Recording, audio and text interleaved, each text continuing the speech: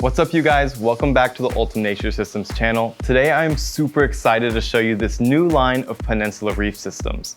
What's unique about these is they have the overflow on one side and not the back, so they're fully viewable from 3 sides. These tanks also come with more doors, so they're accessible from all sides as well. I'm going to show you guys some of the unique features to this tank. I'm going to give you a rundown on the plumbing and then kind of reiterate how our sumps work, and then I'm going to show you some of the customization options that we now offer on these reef systems. I'm super excited to show you guys this, so let's get into it. Just like our other reef tanks, these Peninsula tanks have the same low iron, high clarity glass, and they feature black silicone in the edges. These tanks also come pre-painted with a white bottom, so if your substrate gets blown around, you don't have to worry about a black bottom showing through. And if you want to do a bare bottom setup on this system, it makes for a super sleek look because the bottom already comes pre-painted white, so it's super clean. The paint on the back of the tank is also baked on, making it super durable compared to the traditional vinyl that most reef tanks have. So if you are looking to mount a light bar to this, you don't have to worry as much about scratching it. We changed up the plumbing a little bit from our traditional reef systems for these peninsulas to make the overflow super thin. It also comes with an acrylic lid, so you don't have to worry about breaking this if it was glass. Traditionally on the R line, there is a larger drain that serves as the main drain. However, on these Peninsula tanks, we opted to have 2 smaller drains that then form a main drain later on in the plumbing. And what this does is it allows the overflow to be far slimmer than it would be if we just had the singular large drain. Other than that, the overflow operates pretty much the same as our standard reef line, featuring an emergency drain and adjusting the water height through the gate valve. There's also a baffle inside the overflow that runs the height of the intake slots to prevent siphoning the tank if your return pump was to shut off. One thing to note on these Peninsula tanks, there are back doors, so I'm going to take all 5 of these doors off and then I'm going to install the plumbing and give you guys a quick rundown on how the plumbing works.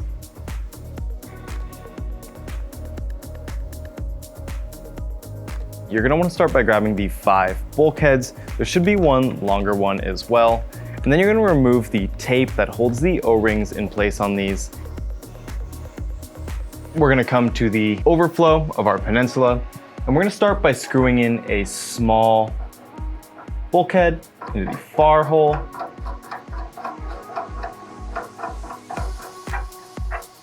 And in the middle, I'm going to screw in the bulkhead with the longer piece of boob plumbing. So I'm going to screw this one in here. And I'm just going to work my way down, screwing in all of the bulkheads, making sure I'm not losing any O-rings or gaskets in the process. I'm going to do the same thing for the other side of the overflow. So take the last 2 remaining smaller bulkheads, and I'm just going to screw them into position.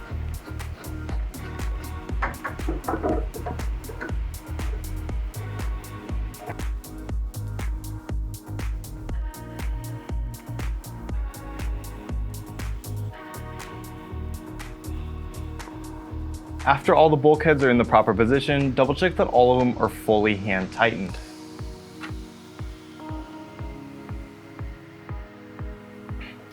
Next, grab your gate valve, as well as the large plumbing that connects the 2 elbows with unions, and remove any tape that still might be holding the O-rings into place.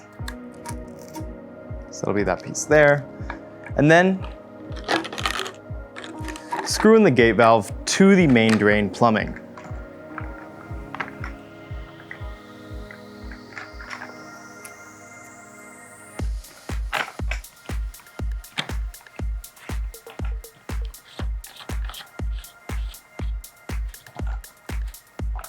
Ensure that the gate valve is running perpendicular to your main drain. It should look something like this.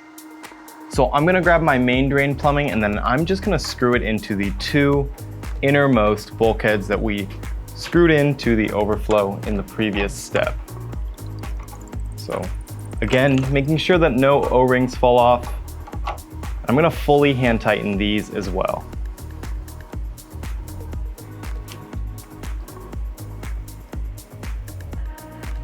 And then on my sump, I'm going to double check that there is no tape holding this O-ring into place. And I'm going to screw the large union onto the sump to lock my main drain in like that. And again, make sure this is fully hand tightened. Next, we're gonna grab the smaller assembly like this, and this is the one with the 2 elbows. And I'm gonna start by screwing this in to the bulkhead with the long piece of tubing on it. So that is the one that we placed in the middle of the right side of our overflow. So I'm gonna fully hand tighten this, making sure I don't lose any O-rings in the process. And then I'm gonna come over here to my sump, and I'm gonna take the tape off of the emergency drain here. And again, fully hand tighten the emergency drain into place on the sump. So far, your plumbing should look something like this. Next, I'm gonna grab this assembly here. This is the one with the 2 ball valves, and this is gonna be our return line. The 2 ball valves are in place in case you wanna shut one or both of the return nozzles off for feeding or maintenance or anything like that. And all I'm gonna do is come down to the sump, and I'm just gonna screw this into place at the last 2 bulkheads that we have connected to our overflow. So again, making sure that they're all fully hand tightened. And then same on the other side.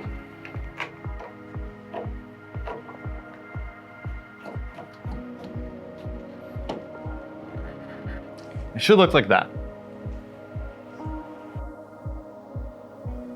Lastly, I'm gonna grab this piece, and this is what's gonna connect our pump to our return line, and this is the piece with the additional manifold and ball valve on it. I'm just gonna take this, and I'm gonna take the tape off the return lines. I'm also gonna take the lid off of the return pump chamber, and then I'm just gonna attach the unions together, connecting these 2 pieces like that. And then we can put our return pump chamber lid back on.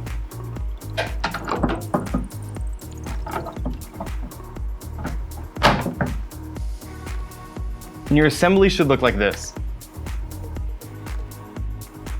And that is all you need to do to plumb this system. Like I said, plumbing is super easy on these. All you have to do is attach the bulkheads as well as the unions.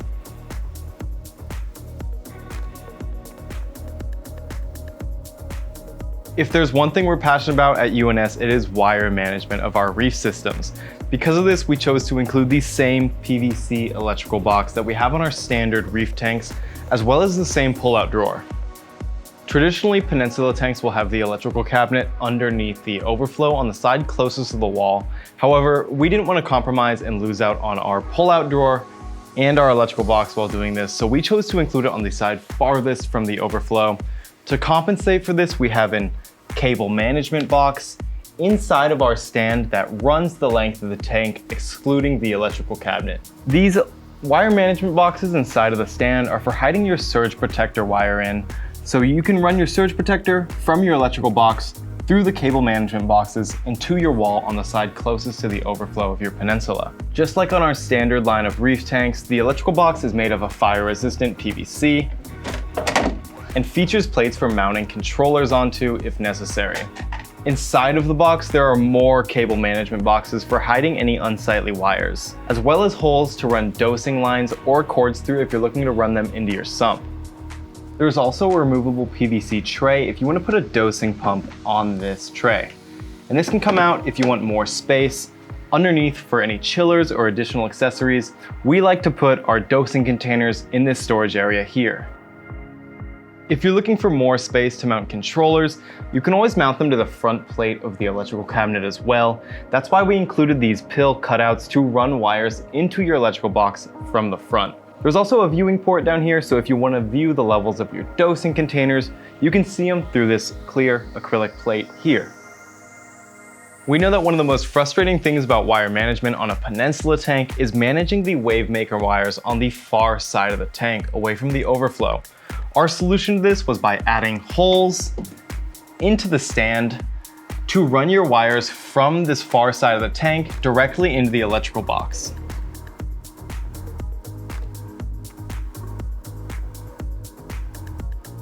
Just like the rest of our R-line, these stands are made of lightweight, corrosion-resistant aluminum, and they come pre-assembled, so there's no need to assemble it yourself. The sump will also come pre-attached to the stand, same with the electrical cabinet. All you have to do is place the tank on top. I'm gonna give you guys a quick rundown on the sump and some of its features if you are unfamiliar with the Reef line. But if you're familiar with the rest of our tanks, it's pretty much the same deal, except it's flipped. So the sump is made of smoked glass material, making it super easy to clean. Unlike acrylic, it's super easy to scrape the glass if you're looking for that super clean look inside your sump. It also has a PVC frame as well as removable PVC lids around the entire top of the sump, making it fully enclosed if you would like it to be. The first chamber of our sump serves as mechanical filtration, and inside of here, you will find a pre-filter tray, and this has a thick sound deadening mesh on it to catch larger debris that is moving through your drains. There is also a filter sock baffle that holds 3 filter socks inside of here. And this just sits on acrylic railings that are inside of your sump. As well as these filter socks, there are silencers that sit on top of the socks. And if you look underneath where the sock sits, there's a cutout allowing for the sock to sit perfectly flush on the holder. So if I was to put this back, it sits perfectly flush. And this is nice because it makes sure that no debris is going to be escaping the filter socks when they're leaving the drains of your tank. If you want to use a roller mat in this system instead of the filter socks, we offer a roller mat adapter, and this is nice because it allows you to use a roller mat inside of your sump without modifying the plumbing. And this just sits on top of the glass sump and you slide it into position, and water will flow through the roller mat box and out of the spout on the bottom and into your roller mat. And on these new tanks, there's an added feature, which is that the railings are on the front and back now, so there's no longer a need to remove the railings to install a filter mat. The second chamber of our sump is designed to fit protein skimmers rated for this size tank.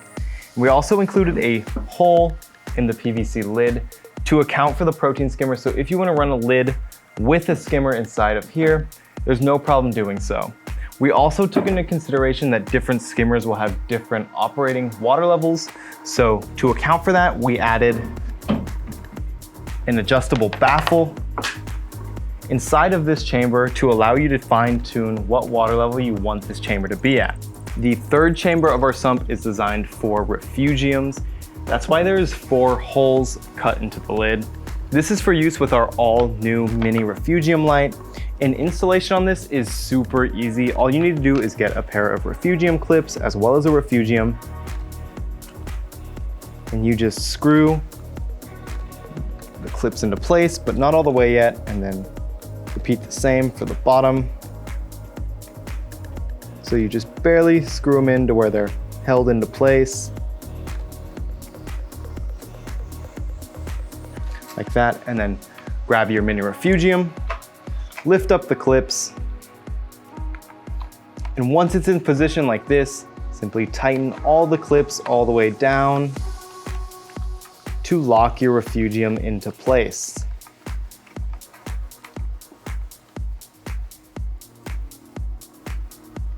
And that is how easy it is to install a mini refugium light on these reef systems. And now that I have my light on my lid, I'm gonna grab it, run the wire through the hole that separates the refugium chamber from the return pump chamber. I'm gonna take this lid off for now. So I'm gonna run the wire through here and out of the larger holes of my return pump chamber. And I'm simply gonna place the refugium with the lid back onto my sump and then put this lid back on. And what's nice about using the UNS Refugium with the UNS Reef System is that it fits seamlessly into the aesthetics of our sump. With the lid down, you won't even notice that a refugium light is there. In the fourth and final chamber of our sump, you will find the return pump chamber. This is for use with your return pump. Simply put your return pump in here and connect to the plumbing with soft tubing to power your tank. Inside of here, you will also find a float switch, and this is for use with the auto top off that is included with your tank. There's also 4 dosing lines in here, and these can be cut to whatever length you want. If you want them in the water or out of water, that is totally up to you. And there are 4 push to connect fittings above these soft tubings. There are also wire cutouts next to the lid of the return pump chamber to remove any wires that might be powering your pump or any other accessories inside of here. You can simply run the wires out of these holes here or these ones here if you need a larger hole. To set up your ATO, simply screw in the 2 gaskets on either side of the PVC box, and then with the ball valve closed, place it on your sump. And this goes on top of the refugium chamber. And then grab the tubing and plug it into the float valve connected to the return pump chamber.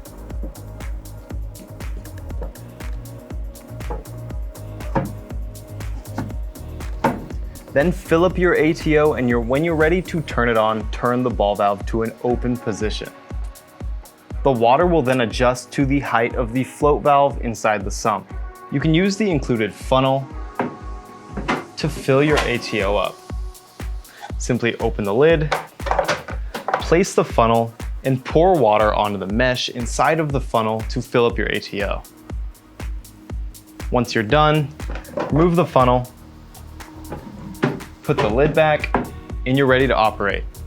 That is going to be it for this video, you guys. I hope you enjoyed the product introduction on the all-new line of Peninsula Reef tanks. We are super excited about these, and I hope you guys are too. Stay tuned for future videos, and I will see you in the next one.